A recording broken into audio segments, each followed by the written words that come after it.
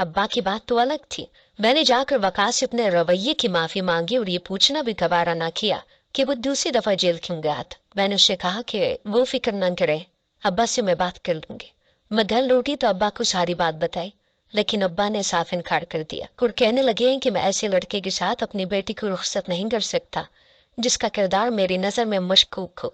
तुम्हारी किसी भी बात पर मैं आंखें बंद करके एतबार नहीं करूंगा। बेहतर यह है कि तुम वकास को भूल जाओ।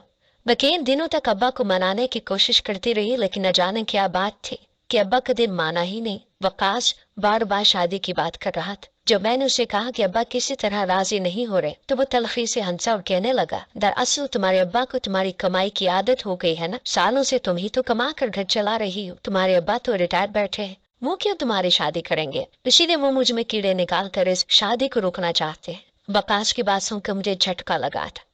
ये सच था कि काफी सालों से घर की जिम्मेदारी मेरे ही कांधों पर थी, लेकिन क्या इसका मतलब ये था कि अब्बा कभी मेरी शादी ही ना करते? क्या घर का खर्चा चलाने के लिए वो मेरी खुशियों को कुर्बान कर देना चाहते थे? ये वो सोच थी जो वकास ने हर गुजरते दिन के साथ मेरे दिमाग में डालना शुरू कर दिया, और फिर आहिस्ता आहिस्ता मुझे भी यही लगने लगा कि मेरे अब्बा मेरी तनख्वाह की वजह से कभी मेरी शादी नहीं करेंगे। और जब मुझे इस बात का यकीन हो गया तो मैं अनैठा खार कर एक रात अपने घर वालों को अलविदाई नजरों से देखा, अपना कुछ सामान उठाया और खामोशी से रात के अंधेरे में घर से निकल गए। वैसे भी मैं नौकरी करने वाली औरत थी, मुझे दुनिया का खौफ नहीं था। वैसे भी मैं दुनिया के हर रोज ये सौ रंग देखा करती थी, इसीलिए आसानी से मैं घर तक पहुंच गई जहां वकास किराए पर रहा करता था। मुझे देखकर वो हैरान हुआ जब मैंने उसे बताया कि उसके लिए मैं घर छोड़ आई, तो उसने खुशी के साथ मुझे अपना लिया। मैंने उसके साथ निकाह कर लिया और फिर वकास कहने लगा, अब यहाँ रहना ठीक नहीं है, तुम मेरे साथ चलो, मेरा एक घर है, लेकिन वो वीरान इलाके में, इसलिए मैं वहां नहीं रहता।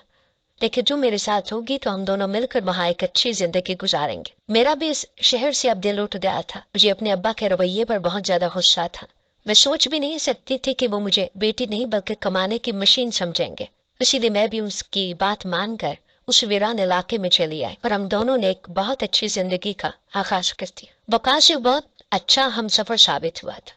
उसने मुझे किसी चीज की कोई कमी नहीं होने दी थी। वो मुझे बेहतरीन से बेहतरीन खाना खिलाता, मेरे लिए खुद शहर से शॉपिंग करके लाता और हर वक्त मेरा ख्याल रखता। घर के ज्यादातर काम भी वो खुद ही कर लिया करता।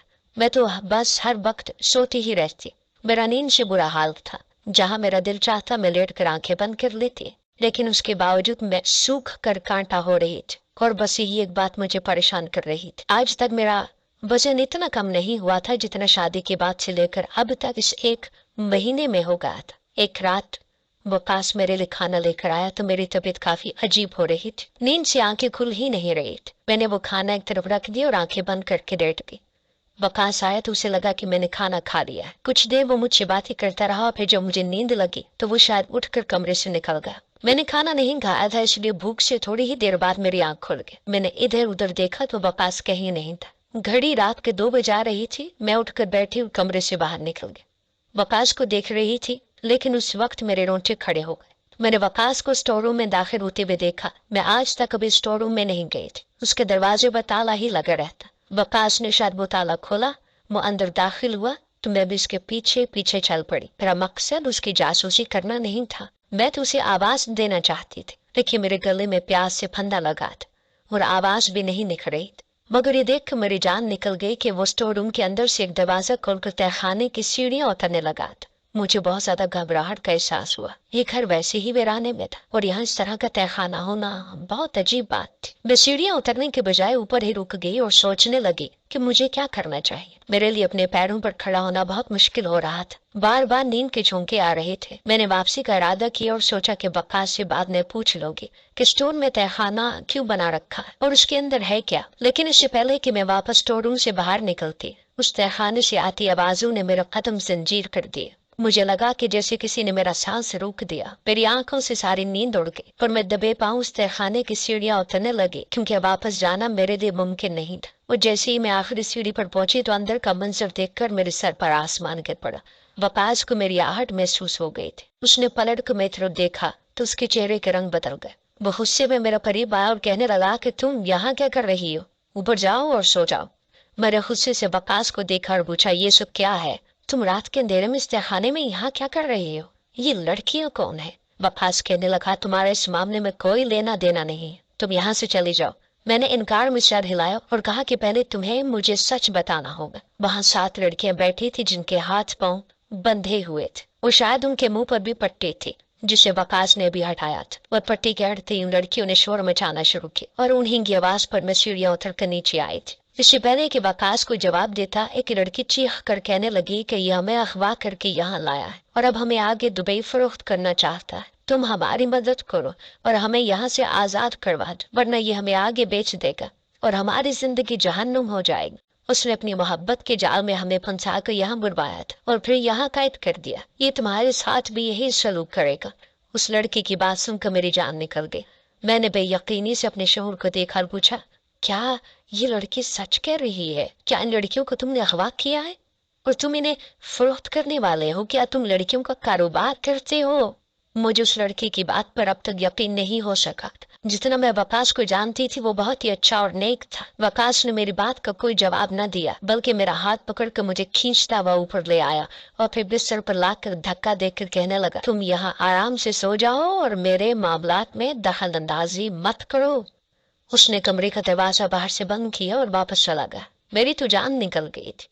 ये सोच कर मेरा कदमों तरह से जमीन निकल रही थी कि क्या वकास ने मेरे साथ भी यही सब कुछ किया है? क्या वो मुझे भी फरोख्त करने वाला है? क्या मोहब्बत के नाम पर मैं एक गलत शख्स के हाथ लग गई हूँ? क्या मैंने जिससे निकाह किया है वही मुझे किसी दूसरे मर्द के हवाले कर देगा? ये वो सवाल थे जो मेरी जान ले रहे थे। सारी रात मेरी आंखों में गुजर गई।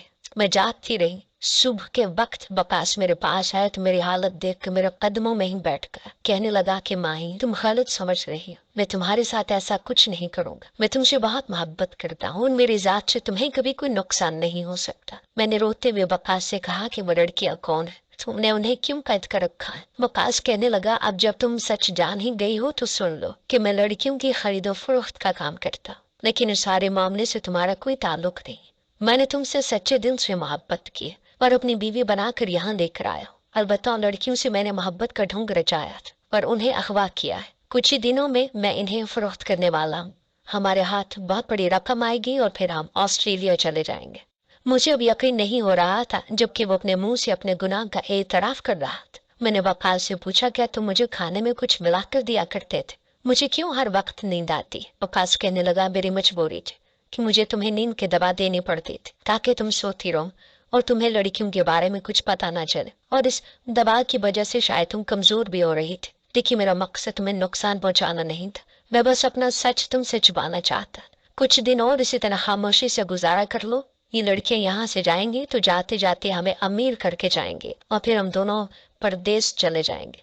मैंने वकास से साफ लफ्जों में कह दिया कि मैं इस गंदे काम का हिस्सा नहीं बन सकती। मैंने सारी जिंदगी अपना घर चलाने के लिए बहुत मेहनत से नौकरी की है, कभी कोई गलत रास्ते अख्तियार नहीं किया। फिर मैं इतने बड़े गुनाह में हिस्सेदार कैसे बन सकती? तुम इन लड़कियों को आजाद कर दो और हम दोनों मिलकर मेहनत से काम करेंगे और नौकरी करके गुजारा कर लेंगे। वकास ने नाम में सर हिलाया और कहने लगा कि माँ बाप के मरने के बाद से मैंने सारी जिंदगी तरसते हुए जिंदगी गुजारती। मैं एक एक रुपए के लिए तरसता रहा हूँ, लेकिन किसी ने मेरी मदद ना की। और फिर मैं इस कारोबार का हिस्सा बन गया और जब मेरे पास पैसा आया तो लोग मुझे पूछने लग गए। मैंने तालीम भी हासिल की और नौकरी भी मिल गई। अगर मैं ये सब ना करता तो शायद आज मैं भी किसी सड़क पर बैठा भीख मांग रहा होता। जब वकास ने देखा कि मैं किसी तरह उसका साथ देने के लिए राजी नहीं तो वो मुझे एक दफा फिर बंद करके चला गया। मैंने दरवाजा पीटा लेकिन उसने मुझे ना खोला। मुझे डर था कि कहीं वो लड़कियों को वाकई नहीं फरोख्त ना कर दे। मैं किसी भी तरह लड़कियों को बचाना चाहती थी, इसीलिए मैंने झूठ का सहारा लिया और वकास से कह दिया कि मैं तुम्हारे साथ हूँ और अपना मुस्तकबिल बनाने के लिए तैयार हूँ। ये सुनकर वकास खुश हुआ और फिर उसने मुझे आजाद कर दिया। मैंने मौका देखा और अगले दिन खामोशी से घर से निकल गई और सीधे शहर जाकर पुलिस को इतला कर दी। पुलिस ने वकास के घर पर छापा मारा, उन लड़कियों को बाजियाब करवा दी। साथ ही वकास पर गिरफ्तार हो गया। उसे यकीन नहीं आ रहा था कि मैंने उसे धोखा दिया, लेकिन मेरी नजर में यह धोखा नहीं था, बल्कि नेकी के रास्ते पर उठाया जाने वाला पहला कदम था।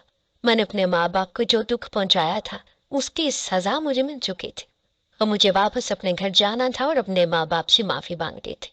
मेरे तलाक मांगने के बावजूद वकास मुझे तलाक नहीं दी। उसका कहना था कि वो मुझसे सच में मोहब्बत करता है, वो कभी मुझे नहीं छोड़ेगा। वो चाहता था कि मैं हमेशा उसका इंतजार करूं। मैं आज भी वकास के नाम के साथ अपने माँ बाप के घर बैठी हूँ। میرے ماں باپ نے مجھے معاف کر کے سینے سے لگا لیا تھا، کیونکہ اتنا ظرف ماں باپ کے پاس ہی تو ہوتا ہے کہ وہ اولاد کی ہر غلطی کو معاف کر دیتے۔ وقاص کو 7 سال کی سزا ہو گئی، مجھے یقین ہے کہ جب 7 سال بعد وہ جیل سے نکلے گا تو بدل جائے گا، میری خاطر وہ ہر گناہ کا راستہ چھوڑ دے گا، اور پھر ہم دونوں ایک نئی زندگی شروع کریں گے۔ کیا آپ لوگوں کو بھی لگتا ہے کہ یہ 7 سال وقاص کے کردار کو بدلنے کے لیے کافی ہوں گے؟ کیا واقعی نہیں وہ میری خاطر جرم کا راستہ چھوڑ دے گا اور ایک شریف انسان بن جائے گا؟ کیا میں اس کا انتظار کر کے ٹھیک کر رہی ہوں، یا پھر مجھے اسے اپنے راستے جدا کر لینے چاہیے؟ آپ کا کیا خیال ہے؟ مجھے صحیح مشورہ دے کر دلیل مستقبل کے فیصلے کو آسان بنائے۔